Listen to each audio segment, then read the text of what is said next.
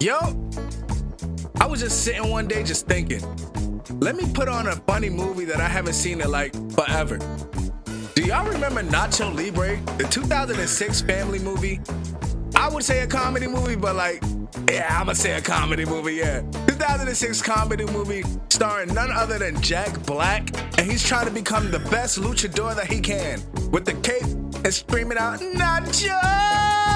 I remember this one parody movie, I think it was Epic Movie or something like that, and they had Nacho Libre in there, had me rolling. I seen that the other day and I was like, yo, I gotta watch Nacho Libre. That brings us to today. So, let's get right into the movie. The movie starts with a little precocious Nacho looking at one of his drawings that he had.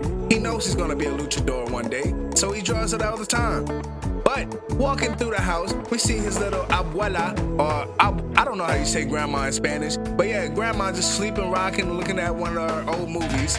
We watch as Nacho just snatches things around the house, not being subtle at all about it, just to make some. Turns out that certain something is his cape. And you know a luchador can't look cool without his cape and his mask, so you can't really be mad at the chubby little boy. We get a small little montage of little Nacho doing his training that he probably does all the time. But since he has his cape on, I bet he feels 1,000 times better, right? Not at all, because as soon as he gets a little bit of rest in, some people just come and just hose him down like he's a little dirty rat. It seems like he does this all the time. I guess he does this all the time. I'm low-key mad for him because that pressure water on that hose is not pushing at all. But after getting beat down with some towels and stuff like that, he put back in his robe and back to day as he should. But not like he wants, because you can tell it in his face. Turns out bro is a little chef or something like that. I mean, I guess he's a slave chef because he does not want to be there.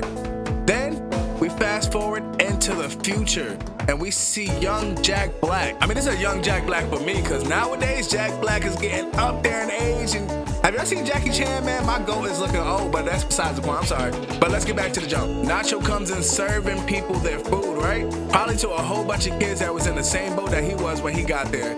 But he's used to the slop that they've been serving everybody. So he just serves it up, don't care if he drops a glass or two. Then we get introduced to the dude that was off in Hannah Montana, Rico. I forgot his name, his real name, so I'm gonna just call him Rico. OG Rico talking about, bro, I just want me a salad. I don't care about nothing that y'all feed in here. This slop can go. But with the fakest Spanish accent I've ever heard from anybody, Jack Black says, be patient, be grateful. This is the only food you're gonna get, brother. He's like, it's delicious. And I told you he's used to the food already, right? So he goes in to show him how good it is, tastes it, and even though he tasted all his life and even makes it himself, can't even bear it. Comes out his nose, his mouth, and everywhere. Everybody's looking at him now like, yeah, we gotta eat this. We switch to the next scene where they're all in church and OG is just gossiping and talking about the word of God. We've come to find out that Nacho still draws in his little books about how he wants to be a luchador and what he wants to look like. Turns out Nacho is kind of insecure about his drawings and stuff. He turns to the left and Lil Diabito's looking at him and trying to see what he's writing, so he starts covering up what he's doing. Just then, he looks up and sees that a statue is looking at his drawings too, so he puts it away for a while. We switch the scene again and into a classroom. You start to think, why is bro the only grown man in this whole place other than the teachers? Like, I'm starting to think, like, is he a prisoner for real? But that's beside the point, because we get introduced to principal or teacher inclinación. I can't say it. I'm not Spanish. Okay, so I guess she's supposed to be smoking hot, because when she walked in, she got the steam just busting off of her. She looking all good and stuff, looking all holy and saint. She look like a nun for fun, and I ain't gonna run from that honey bun. You know what I'm saying? I'm actually all over this place. I don't know why. I'm gonna tighten up. But she gets to starting to thanking the brother, and he can't even talk. He's shaking up like I am right now. Bro looking devious in the background when she start walking to the front. But of course, because Jack Black's a grown man, he finds interest in her too. So the next scene where they're outside playing basketball, he sees that the sister's sitting outside and she's just all alone, just chilling, watching everybody. So he's like, new game, kicks the ball to oblivion and runs over to go talk to the sister, spit the game. It's time. And we also get to know that his name is Ignacio, and he's trying to invite her to the room so they can eat some toast tonight. But here come brother man Dirty Back and punched Ignacio square in the face in front of sister and told him to go check on the sick, because what you doing right here is not it, bro. Bro is hitting the Dirty Back special to the spiners, bro. I can't lie. We see that Nacho has some type of motorcycle, scooter thing. I don't know what to call it, but it works. So he drives around on it until he crashes over a hill and falls. He ends up making it to the little nursing home thing to check on the sick people. And when he gets there, he thinks that the man is dead. So he puts some coins on his eyes, puts a little resting thing over his face, and gives a little prayer. The man looks at him like, bro, I'm alive. You ain't even do nothing to check on me. Then he just leaves. On the way home, gets robbed. You cannot make this stuff up. Bro lives a terrible, terrible life. The next scene, we get to see this gold-headed luchador coming to fight his fight tonight.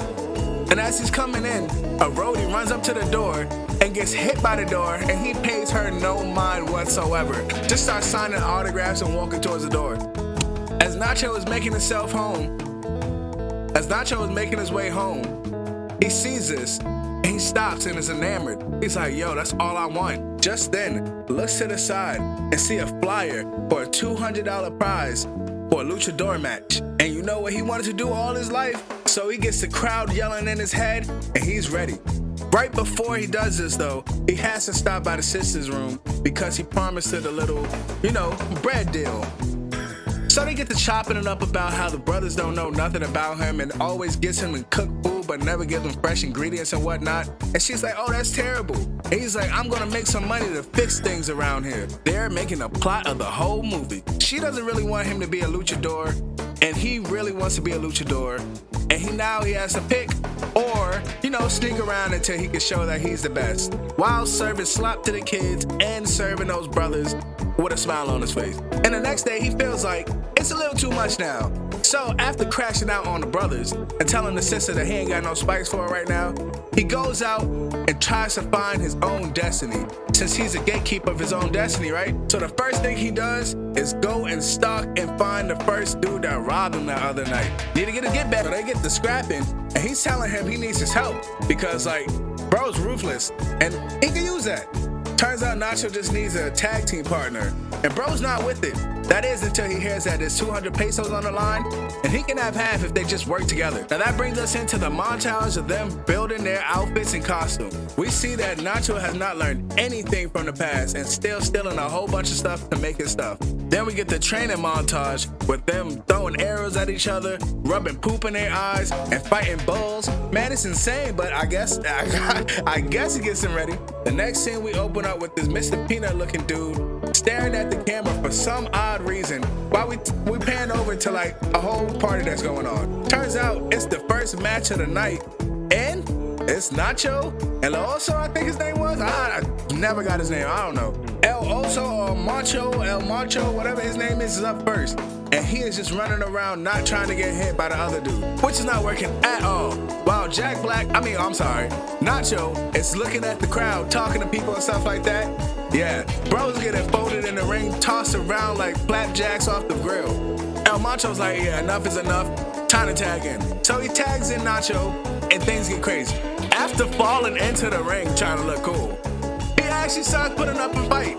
And I can see why they put him in Kung Fu Panda a few years later, because he starts being Po inside the ring. We even get a Furious 5 reference with the anaconda squeeze that he yells out and stuff like that. Master Snake, you get it? But just when it looks like he was about to win his first match, they cheat. Without getting tagged in, the other dude jumps in and kicks Jack Black in the back. Did I say Jack Black? I meant Nacho. My bad. And I guess that's enough for them to win? Because we see in the next scene while El Macho is crying about how terrible he looks and how bad he got beat up, Nacho's just chilling taking a poop. And although that they lost, the manager comes in and says, here's a little cut. The people like you. We want to see you again. Let's see if we can work together, work each other out. Whoa, balls on that. So even though they lost, they go out for a victory meal because they won something. Money. And with money, they can actually pay for a meal that's not that slop that they used to eating.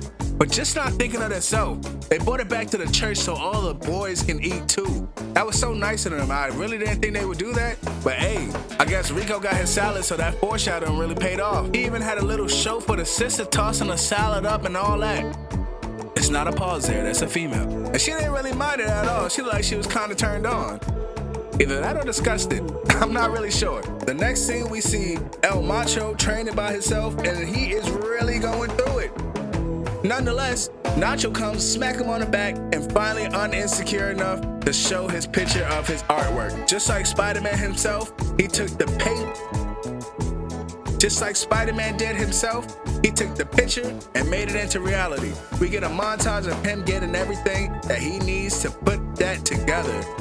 Just when he's putting on his final design of his mask, we get Diabito walking in. And Nacho was looking distraught like, oh my God, my identity is gone. What do I do now? But he ain't know that Diabito was a straight OG. He said, you know what? I ain't telling nobody your secret, bro. I respect you too much. But instead of salad, give me some Taco Bell and we be cooler. So Nacho has his first fan ever, and now it's time for the next match. They out there on the ring looking like Mario and Luigi, but in wrestler gear. Little did they know, they're against some straight gremlins. And I mean absolute gremlins, you know what I'm saying? They look like Thing 1 and Thing 2 went to hell. The two midgets come in the ring, hopping over the third rope, and start aggressively demolishing the two. It might have started off as a 1v1, but quickly became a 2v2, and then I swear, at one point they started eating them in the match, and El Macho was not there to help Nacho at all. That is until he tagged him in. I don't understand why those two can got into the ring, but he couldn't. So, once he get tagged in, he really is on his Luigi stuff because he starts jumping over them and really start like taking control of the match. That's until Nacho get hit with a Rey Mysterio 619, and then El Macho gets hit with a 5-star stunner bomb, and then the tide turn right back to the midgets. We get to see Thing 1 giving Nacho the straight beats. What does Nacho do? Look around and the only thing he can see is a churro. So he starts beating Thing 1 with a churro. Nacho climbs back in the ring, but just then, Thing 1 turns in, I can't make this up, Thing 1 turns into the Predator and jumps from the bottom of the floor onto the ring, not touching no ropes on some Michael Jordan shit. I swear, oh my God, I was dying on the floor rolling. Macho and Nacho is both on the ground getting pinned down, looking like it's the end of the rope. Just then, Thing 1 starts taking off Ignacio's mask, and we see that they lost again. Although they lost, it was another payday. So they get some corn with that little cream on it. I don't know the name of it, but like I had it one time. I wasn't really a fan of it. And they take the kids out to go swimming. And also, El Macho gets a well-deserved makeover. And now he's feeling nice and good. We get to see how they have all these shopping sprees and get all this nice food for the church now. But that comes at a cost, because some of the kids are fighting now. Or you could call it wrestling. It turns out it's Diabito.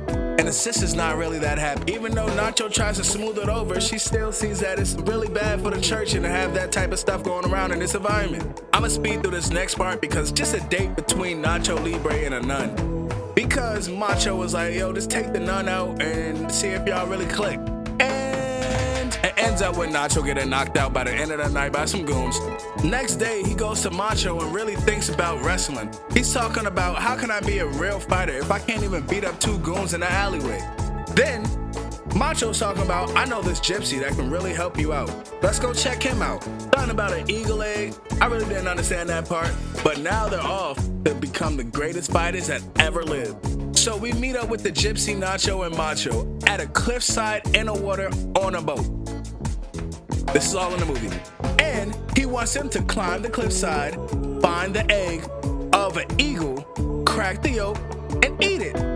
Simple enough, right? So Nacho clarifies one more time before starting to climb, and with an unreassuring face, the gypsy says, sure, get the climbing. I'm breaking the fourth wall right here, but we get to see as Jack Black climbs a CGI wall in boots and a cape. I do not see how that would be possible. No way, because that bro was too fat and bro was just too fat. So after the grace of plot armor, he gets to the egg, cracks it open, and for some reason the eagle is nowhere to be found. Drinks the egg yolk, which was super lumpy and grump, and then jumps into the water. Mission accomplished, time for the next fight. So it looks like they're going up against the Gold Bond twins or something. I don't know, they look like somebody must have taken the budget away from Cobra Commander or something. So as the match is starting, Macho tells Nacho to summon his eagle powers so they're guaranteed to win this match. And I told you, I called it, they was twin something because they are beating their ass in unison.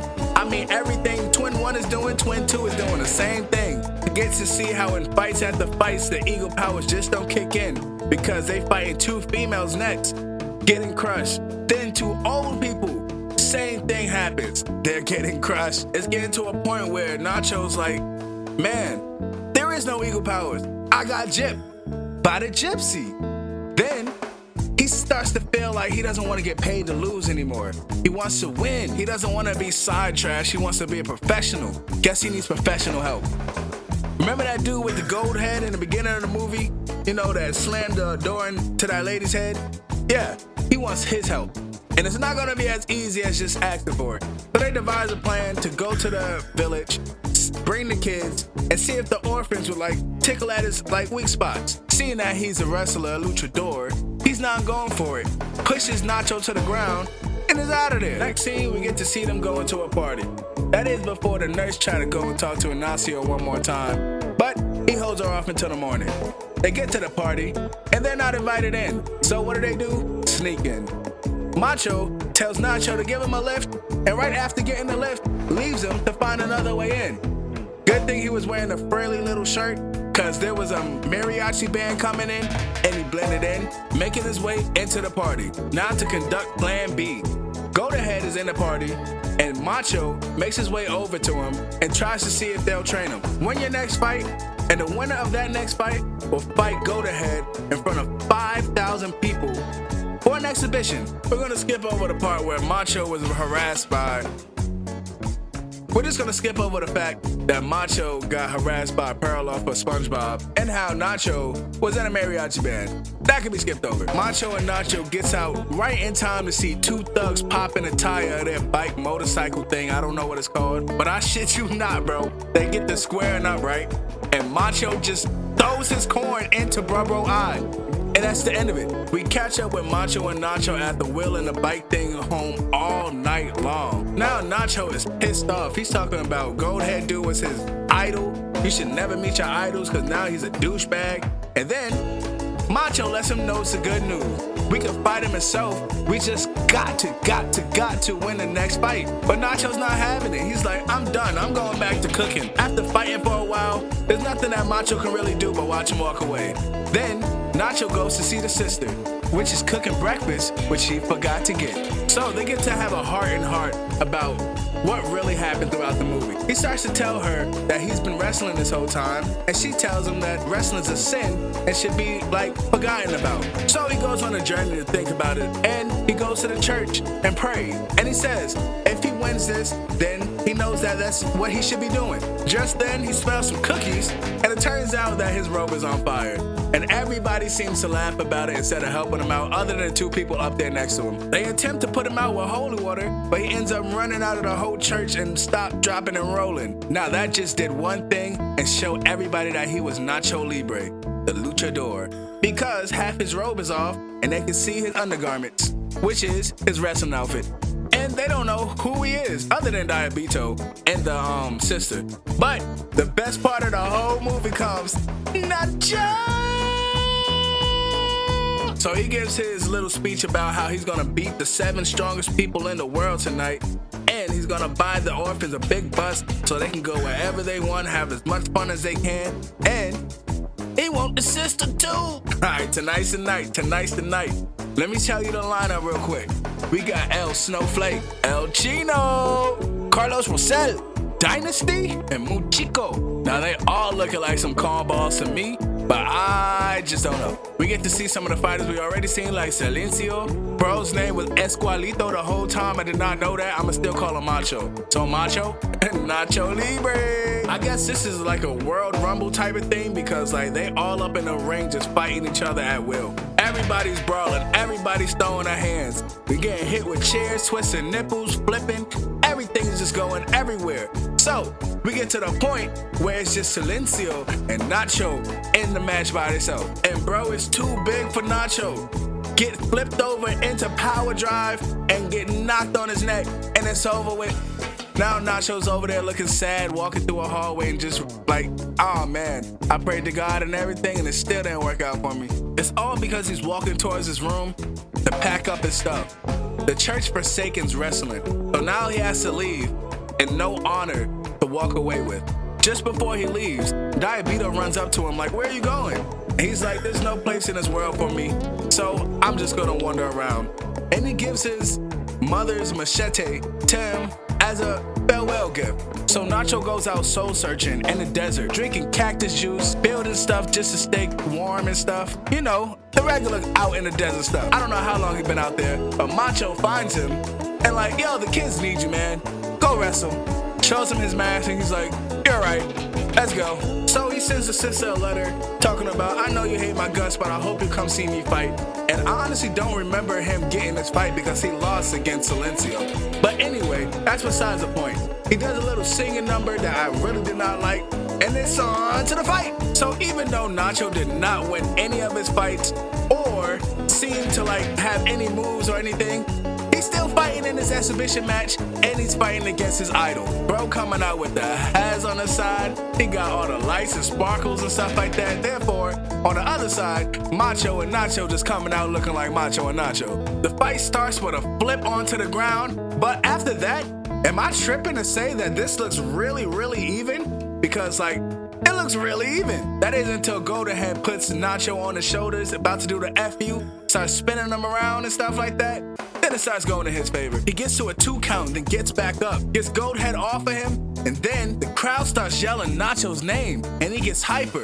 And Yellowhead can't have that, so he starts playing dirty. Macho tries to help by smacking him on the head, but that does absolutely nothing. This man gets the stomping on Nacho Libre, then gets on a rope, do a quick jump back, and then get the stomping again. Like, this is brutal. Just when you thought it could be no more, bro sits on top of him, and I'm talking about Goldhead when I'm talking about bro. Sits on top of Nacho Libre, and then takes off his mask. Nacho tries to go and find his mask and get it back, but Goldhead is relentless, not trying to give him no air at all to get it. He's trying to make him do a split while he's laying down flat, and when he's trying to get up, headbutt him in the butt just to keep him down. But just like the ultimate bully revenge, Nacho Libre gives bro the ultimate wedgie, and his underwear is gold too. So, not taking the disrespect line down, Goldhead gets up and leg kicks Nacho Libre that makes him do a 720 in the air and gets ready to finish him off. Bro is not playing any games, starts to punching on him, then flips him down just to step on his neck.